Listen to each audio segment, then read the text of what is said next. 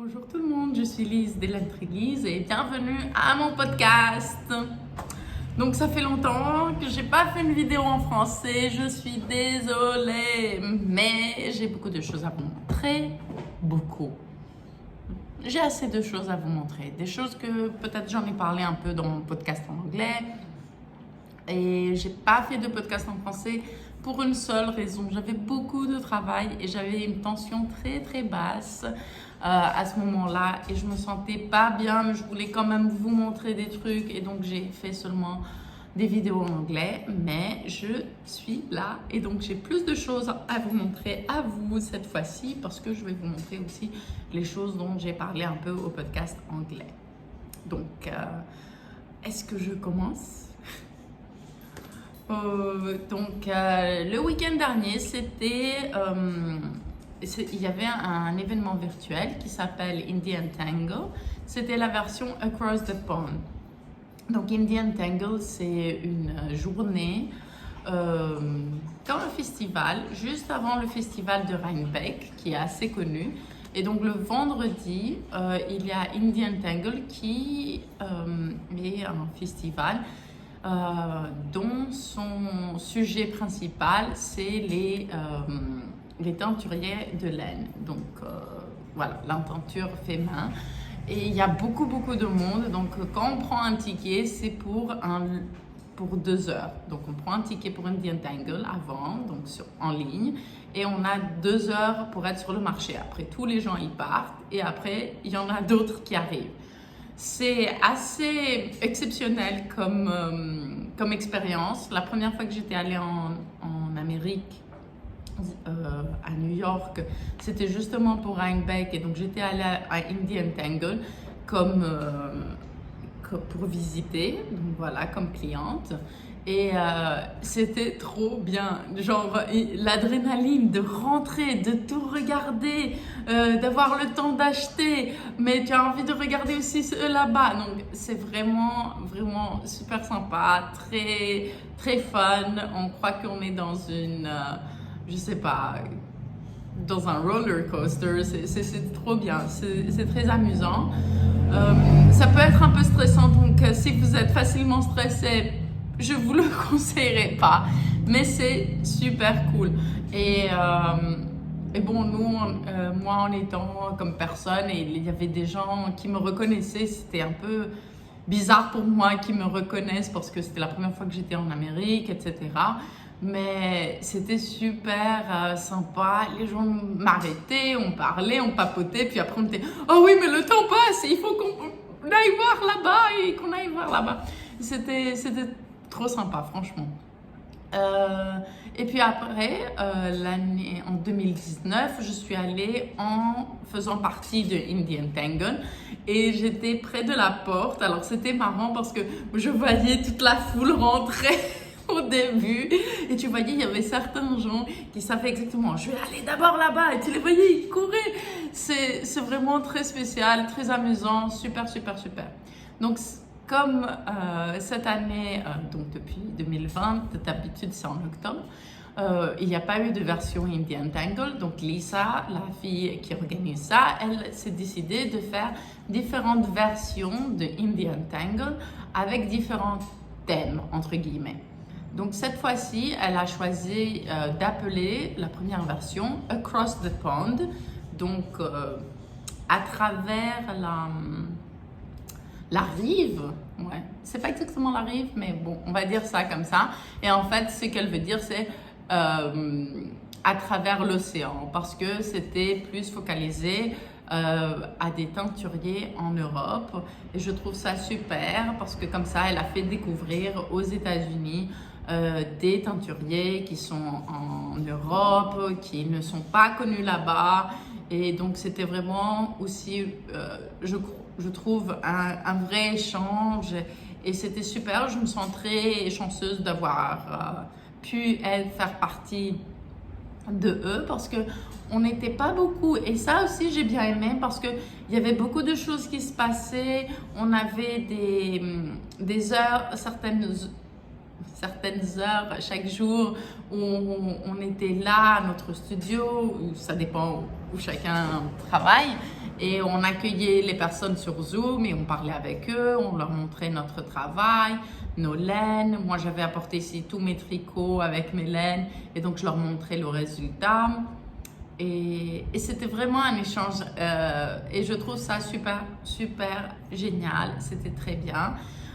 Donc, pour cet événement, j'ai fait 2 coloris. Et donc, pendant une semaine, je ne pouvais pas les mettre dans ma boutique. Mais le temps que vous allez voir cette jolie vidéo, donc ce qui me reste comme écheveau, et il m'en reste quelques-uns. Pas beaucoup, mais quelques-uns. Donc, c'est les 2 coloris. Escape Now. Donc, c'est un doux mocha, un peu rosé poudré, voilà. Pour les personnes qui connaissent mon Focacino Latte, ça ressemble un peu la couleur de Focacino Latte, mais avec des speckles.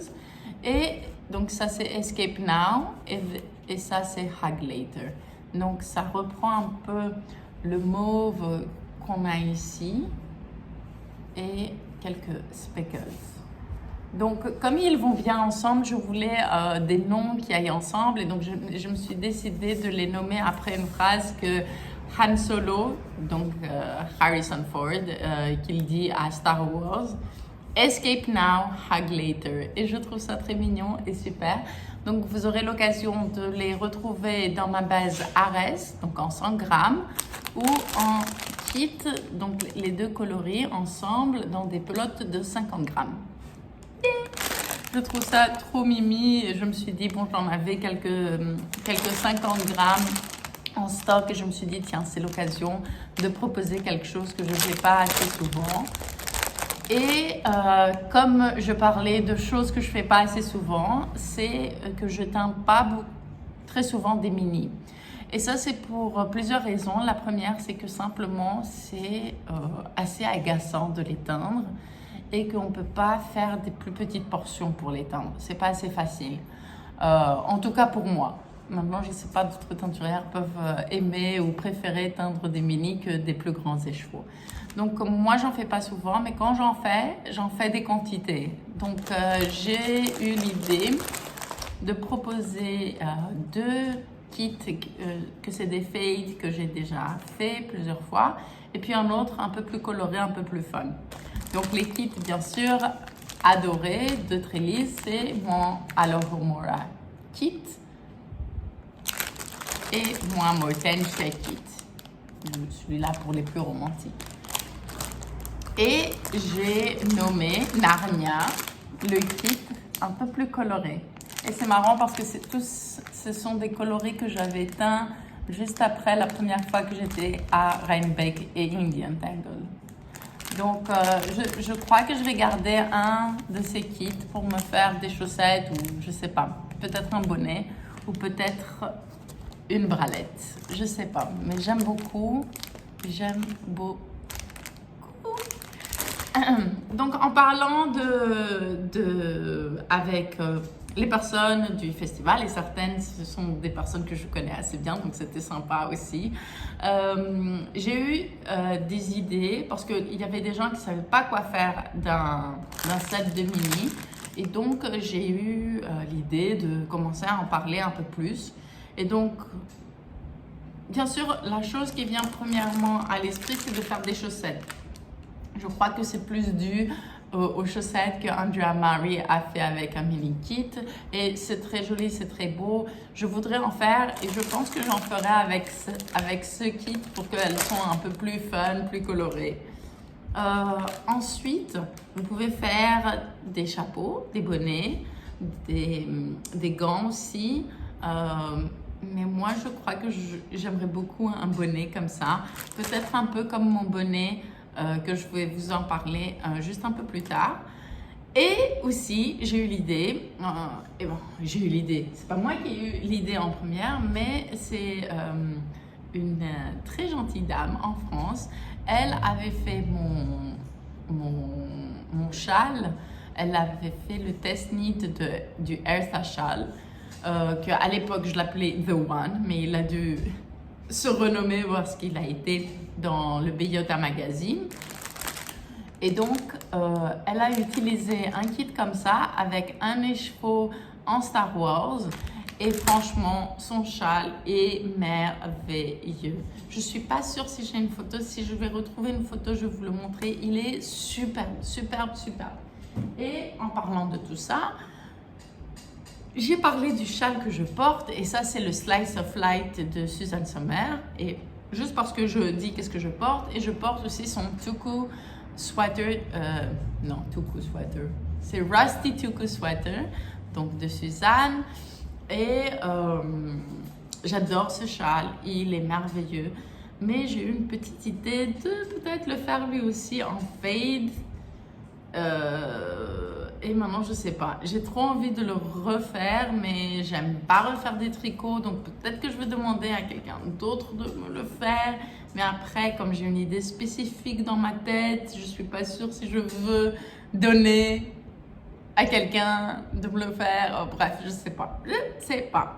Mais je pense que peut-être ça va aller dans ça. Ou je sais pas. Je verrai. Ou peut-être simplement avec des restes et je vais faire un fade.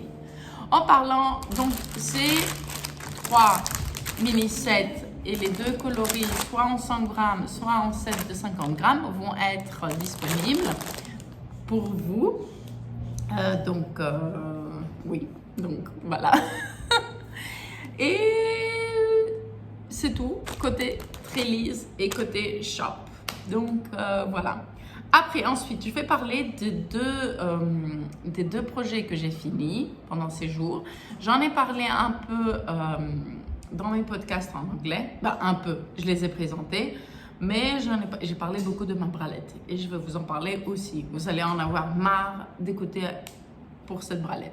Donc, mon bonnet, c'est le Snowy Flower Hat de Midori, de Café Midori, je crois qu'elle est sur Ravelry.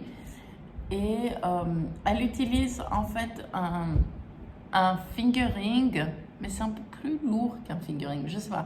Je crois que c'est un plied fingering, tandis que moi j'ai pris ma base psyché qui est un peu plus fine. Et ma base psyché, c'est la single avec la soie. Et donc je me suis dit, ça va donner un effet très moelleux, très doux, avec un mohair. Donc j'avais plusieurs restes justement de mon set Alomora parce que j'avais fait mon So Faded en psyché. Et donc j'ai commencé mon tricot, bla bla bla bla bla.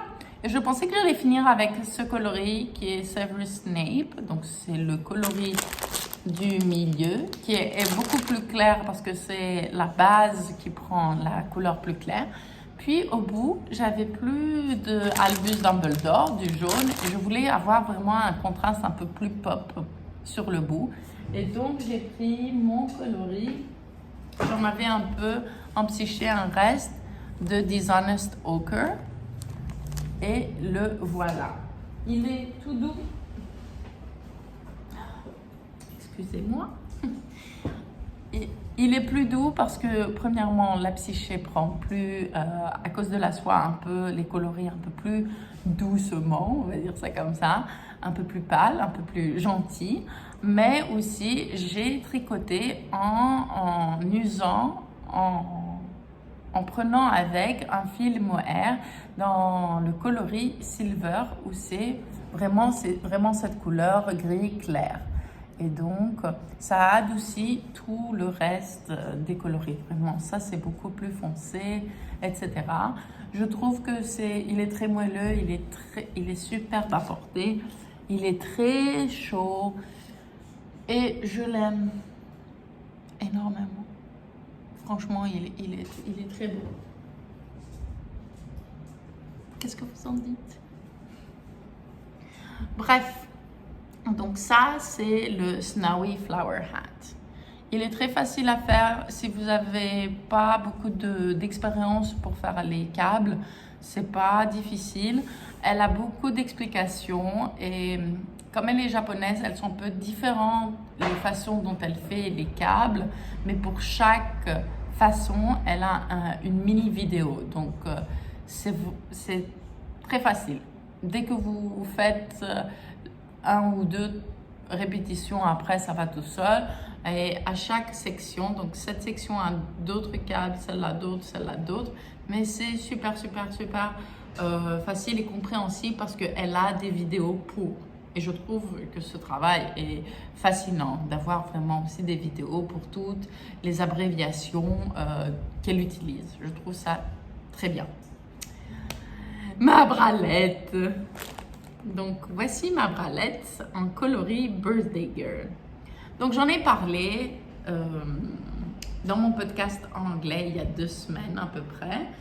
Et j'ai dit que je trouve ce design super bien. La seule chose qui est un peu énervante, c'est que il est fait du bottom up. Donc ça veut dire qu'on ne peut pas vraiment le porter pour voir. Il paraît petit, mais le tricot, c'est élastique. Et c'est normal parce qu'il faut que ce soit plus petit pour que ça nous rattrape assez bien. C'est comme les chaussettes.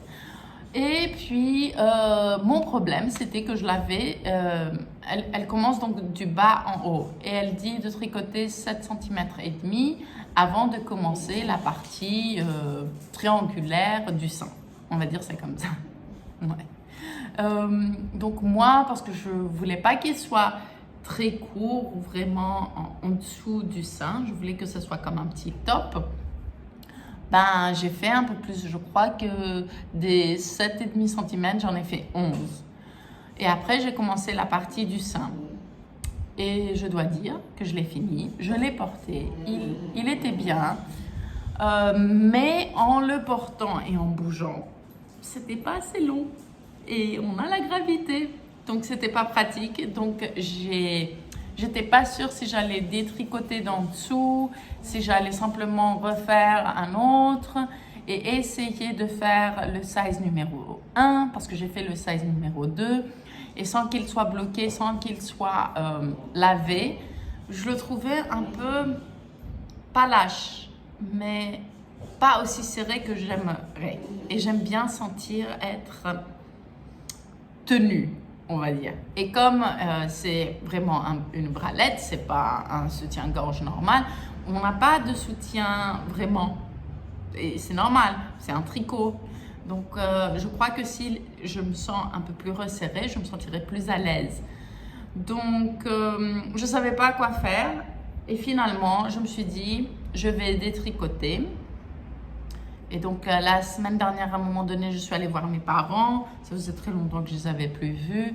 Et je me suis dit, je vais prendre la bralette pour détricoter. Bien sûr, comme on détricote du côté où on a commencé le tricot, chaque maille, c'est en fait un nœud à défaire. Et donc, ça allait très lentement. J'en avais marre après 2 rangs. Ma mère m'a dit, oh, donne-le-moi, je vais le faire moi. Elle en a fait assez, mais...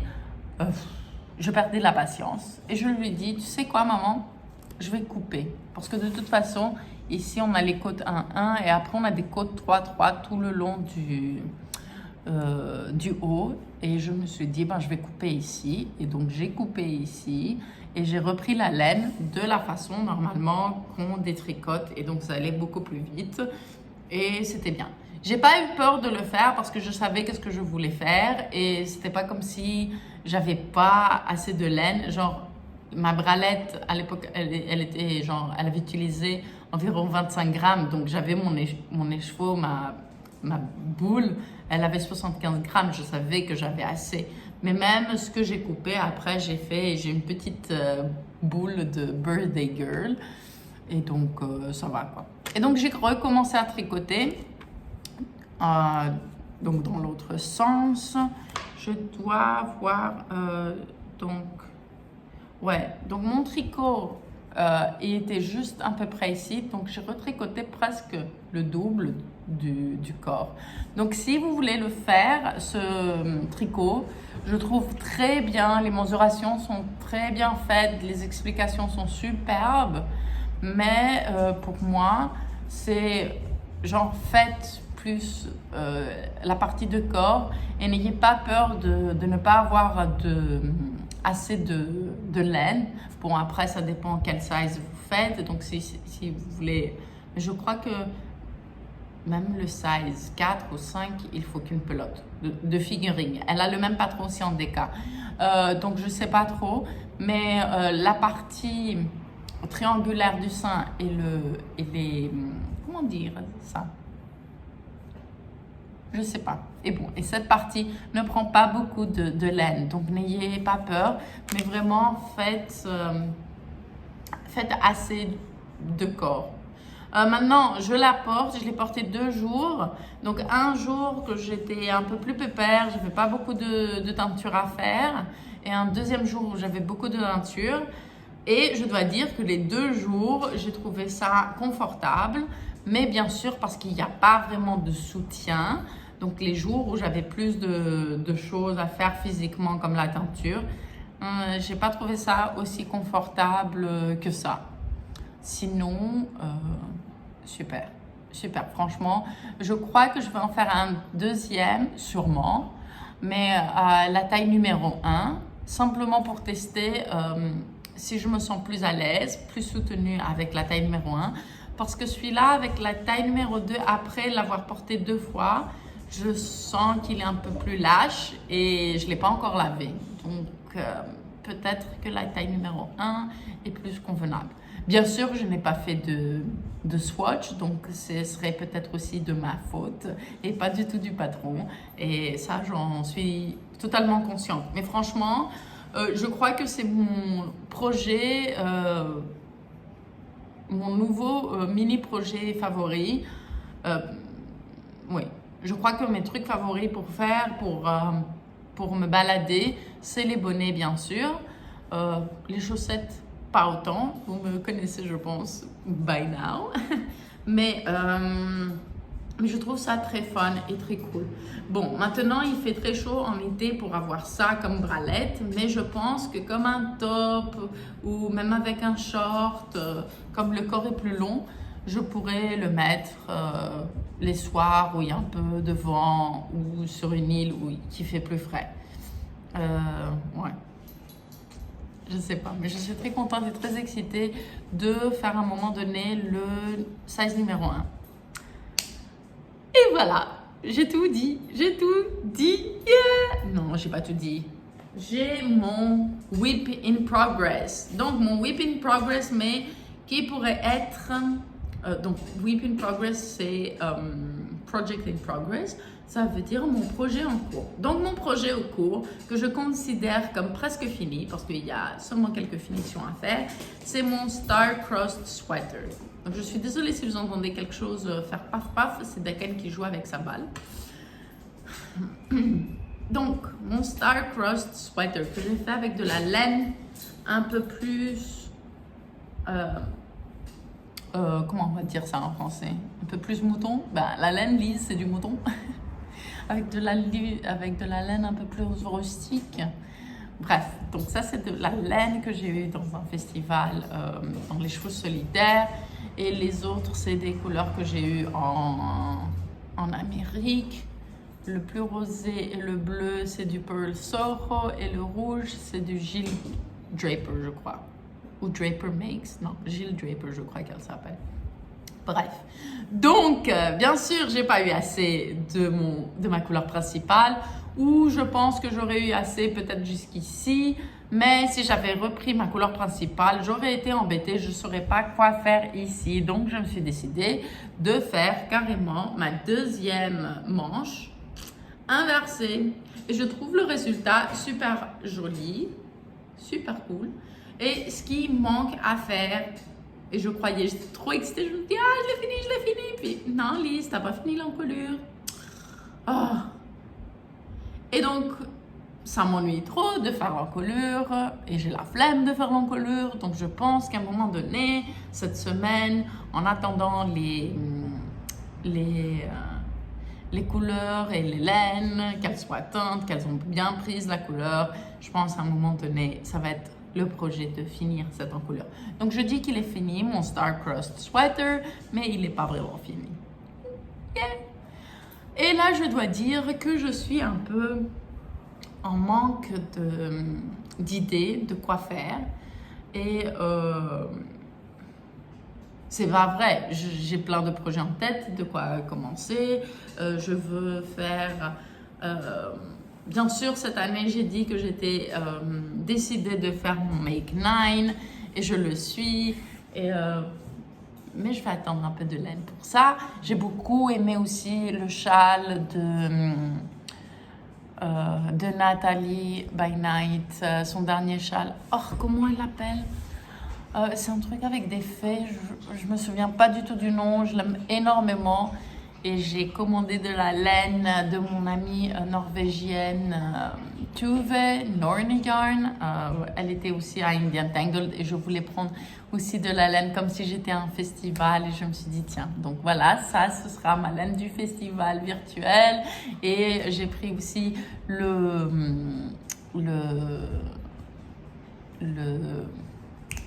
châle de Nathalie. En fait, je dois dire qu'elle me l'a montré. Je dis, oh, il est trop beau, j'ai envie d'essayer de le faire, même si je suis trop nulle en lace. Et donc, elle a été très gentille, elle me l'a envoyé.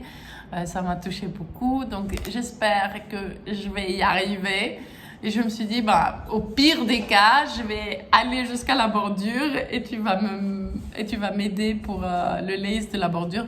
Mais je pense que je pourrais y arriver. Je suis décidée que ce serait bien que je commence à être un peu plus à l'aise avec le lace.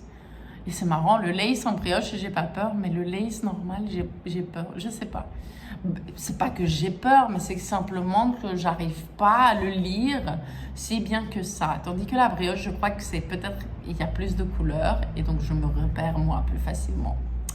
Bref, donc j'ai aussi envie de castaner mon pull parce que j'ai déjà la laine en cake. C'est un pull en aran de Skein-Deer Ellie, mais je crois que je vais le castaner un jour en avril où moi et mon amie Shamika, on va essayer de commencer un pull et tricoter le plus qu'on peut pendant une journée.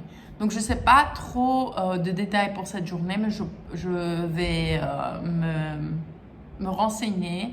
C'est en fait pour tricoter pour des raisons de charité. Donc, en fait, c'est un peu pour parler de ça. Et ils ont dit, on va tricoter pendant 12 heures. Donc, je ne sais pas moi si je vais y arriver. Donc, c'est pour ça que j'ai choisi un pull en aran, que ça aille un peu plus vite, peut-être, espérons. Donc, pour le moment, je ne le castagne pas. Après, j'avais mis dans mes stories que j'ai envie d'un gilet avec des poches. Donc ça va être un projet un peu plus lourd, donc plus chaud. Et je ne sais pas si vous voudriez qu'on fasse un cal. J'ai demandé ça dans mes stories. Plein de monde m'ont discuté de faire un cal. Et je me suis dit que ça peut être n'importe quel gilet, mais qu'il ait des poches. Et je pense que ça, c'est une bonne idée. Je ne sais pas si je vais je pense pas que je vais dire qu'on commence ça en avril, parce qu'avril est juste à côté. Mais j'étais en train de penser que peut-être que c'est un tricot pour genre de le commencer vers la mi-avril jusqu'à la fin de juin, parce qu'après il va faire trop chaud, je sais pas. Et que ça nous donne envie de faire et de tricoter, de partager. Je sais pas. Tiens, de tout ça, j'ai pas discuté dans mon podcast anglais. Bref, ça fait rien.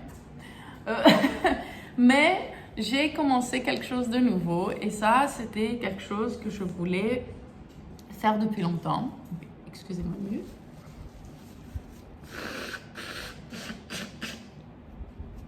Les allergies ont commencé ici, le pollen qui voyage, donc j'ai un peu le nez qui coule. Donc, cette année, le festival d'Écosse, Perth Festival of Yarn, a décidé que chaque mois, ils auront le post, le flashlight, the future d'une teinturière ou d'un teinturier de laine. Et j'étais très contente que Eva, l'organisatrice, m'a demandé aussi. Donc, chaque mois, il y a un coloris spécial au festival qui sera après en vente à la boutique de la teinturière ou du teinturier après 6 mois.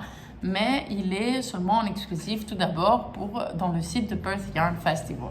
Donc moi j'étais le mois de mars, j'avais fait, je ne l'ai pas ici, mon Blame the Sun colorway, j'ai eu un trou. Et voilà, donc c'est marrant parce qu'on a aussi un groupe où tous les teinturiers de ce projet parlent, parce que surtout au début il y avait beaucoup de choses à organiser, et donc c'est un coloris, on le propose dans 3 bases. Donc le sock yarn, je crois, la laine à chaussettes, on a toutes décidé la même base, le mohair, on a à peu près toute la même base, et après un déca pour les personnes qui voulaient prendre un déca, faire un pull, etc. Donc moi je me suis décidée que j'aurais bien aimé d'avoir chaque mois une pelote de chaque coloris, mais que je voudrais faire un projet avec tout ça. Et j'avais voulu depuis un certain temps recommencer le crochet, et donc je me suis dit je pourrais faire une couverture avec ces laines en crochet en déca. Et donc j'ai dit ça, j'ai partagé cette idée et tout le monde dit oh c'est super, etc. Ils ont commencé à s'envoyer des photos de patrons, etc. Mais moi je voulais quelque chose de très simple pour me souvenir du crochet, parce que je m'en souviens presque pas. Et en fait c'était à l'époque, c'était mon premier projet que j'avais fait une couverture. Mais là, je veux une plus grande. Et donc, c'est ce mois-ci, avec Brexit et tout ça, et toute la situation, mais ma laine de janvier est juste venue ce mois-ci, en début de semaine. Et c'était la dyer, c'est la teinturière, c'est Rusty Ferret. Et son coloris s'appelle Effulgent Reckoning. Et donc, c'est ce qui me reste. Donc, c'est un vert gris avec des speckles. J'ai beaucoup aimé. Et donc, voici le résultat en crochet. Donc, je retrouvais plus le simple patron de cette blanquette que j'avais fait il y a je ne sais pas combien d'années, peut-être 6 ans. Mais je savais qu'il y avait un double crochet et je me rappelle que j'aimais beaucoup ce point, le double crochet. Et donc, j'ai simplement mis sur YouTube Easy Double Crochet Blanket. Et c'était une jeune fille qui est apparue, et très gentille, elle a parlé de ça. J'ai essayé de faire un rang de fondation, c'est ce qu'ils appellent. Donc, en fait, au lieu de faire une chaînette, on fait un rang avec le point. Mais j'ai trouvé que c'était très serré, et comme ça faisait longtemps que je me souvenais plus comment crocher, je trouvais que c'était un peu trop compliqué. Donc finalement, j'ai fait une longue chaînette.